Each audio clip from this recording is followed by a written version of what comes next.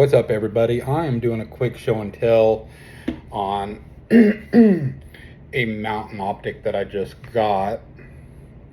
So what I have here is a Holosun 515 GM. It is the red dot, not the green dot. I opted for the non-solar just for the fact that I don't like being in a dark room looking out into daylight. Like, let's say I'm in my house right now and I'm looking out, because of there's no ambient light. Being in a dark room, the dot will be very dim. I like manual control, so I have several Holosuns, both solar, non-solar. This is just my preference. And I am running a Scalerworks 1.93 mount. So this is on my PWS. But what I really want to show is this mount. Let me get this off. I love that click drive. So there's not many YouTube videos on this on up close stuff. So let's get a really good look at all that. I think it's trying to focus.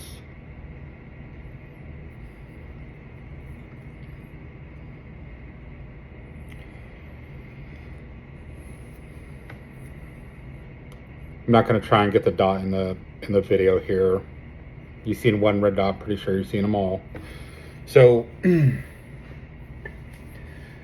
I went with a 193, not so much for night vision shooting, but basically how my body style is built. So when I'm bringing that gun up, this taller mount, so I run a 193 Reptilia on another one of my ARs, but the comfort for me is great versus like a lower 1/3 or an absolute. I find myself really squinching down to get that side alignment with the red dot. So I got the optic off of Primary Arms. They had a 12% off. They normally do throughout the year.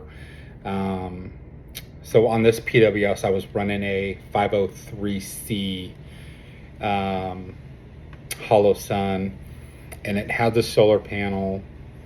So I'm going to go back to when I first stated about the solar versus the non-solar. When I pick up my gun, they both have shake awakes. I want my dot where it last was. I don't want to have to click any buttons to take it off of automatic mode. So that's why I opted for this one. So if my rifle is in the corner of my bedroom and I grab it, I know as soon as I pick it up, it's going to be on that last setting that I had it on. Not that it's too much to adjust any of them, but I just like knowing I'll be able to raise up my rifle and that I know exactly what setting that red dot is on. I don't know what else to say about this mount. It's lightweight. It's like 1.8 ounces. I run a Scalerworks scope mount on one of my LWRCs, and I like it. They're expensive. So I ended up getting this mount off of Amazon. I know it was kind of far-fetched because sometimes you're wondering if the seller on Amazon is legit. And I've also read horror stories where people that did order not just Scalerwork mounts, but other high-end mounts off of Amazon, and it looked like it was a return product, or it was missing screws or missing the tool, or there was scuffs and nicks and stuff all over the mount. Same thing with the optic. So the reason I went with Amazon is for some reason they had a next day ship for $10. So that's the only reason I went with Amazon. So it did just arrive today. And lo and behold, everything was in the package. The box is really nice. I have it in one of my gun rooms, but it comes with a tool and 4 pre-Loctited screws to mount your optic to this mount. So I have a a fat wrench, and it called for 10-inch torque pounds. I think I set it at in between 10 and 15, more so lower on the 10, just because I don't know how accurate it is at that low of poundage. Inch pounds, I should say. I'm not sure if I said 10-inch pounds or just 10 pounds, so it's 10-inch pounds. I really think that there should be more videos, tutorials on YouTube than there actually is of these mounts. At first, when I seen them, I thought, man, those things are super ugly. They look ugly, and I still kind of think that. But the reviews that I'm reading on them versus YouTube videos is, I have not seen any bad review on these yet. So I was a big fan, and I'm still a big fan of Reptilia mounts.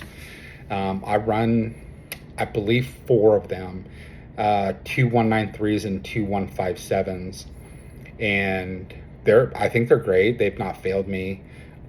Let's be honest, I've never had a mount fail, whether it be an aftermarket mount or a stock mount that came with an actual Holosun or a SIG. I've not seen those personally, or any that I've owned. I've never seen them fail. I've seen them all over YouTube where optics just flying right off the stock mount.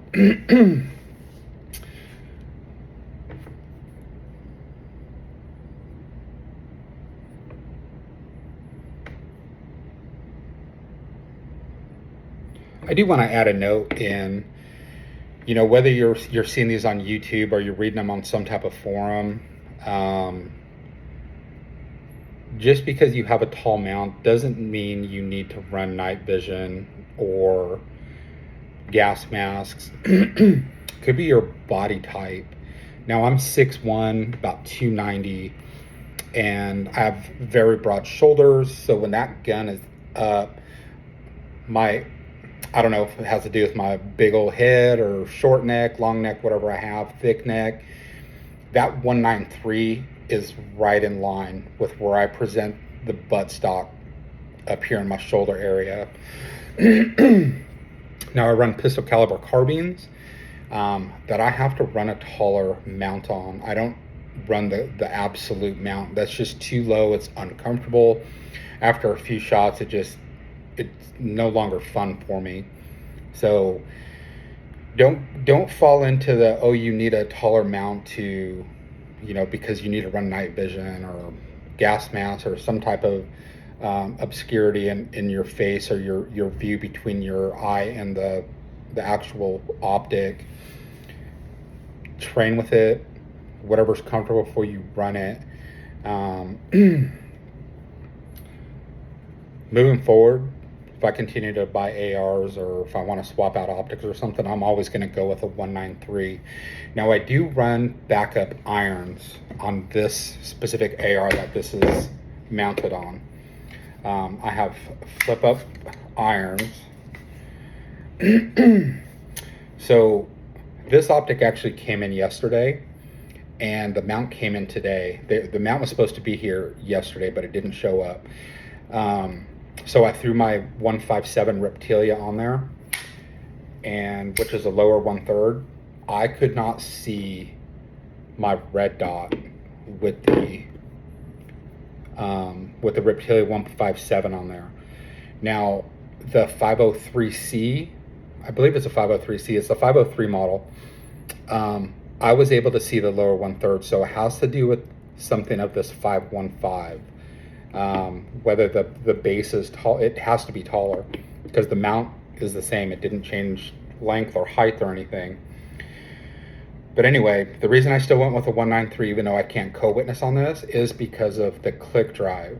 So if for some reason my optic goes down, it's cracked, broke, battery died, it just takes unscrewing that with your fingers, and I can now run backups. So if any of you are wondering why I'm running backups on a 193 mount that I can't co-witness, that's the reason. So anyway, let me know if you run, doesn't have to be Scalerworks, could be American Defense, could be Reptilia, could be SIG, could be anything. Let me know what mounts you run. Do you like them? What height?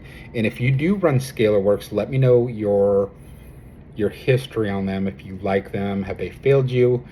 Do they, after several thousand rounds, does this start unwinding itself? But anyway, guys, hope everything is good. I am happy with this. Actually, the more and more I'm looking at this, the more attracted I am getting to it. So I will be in touch soon. I got some more goodies coming on the way. So have a good day, all.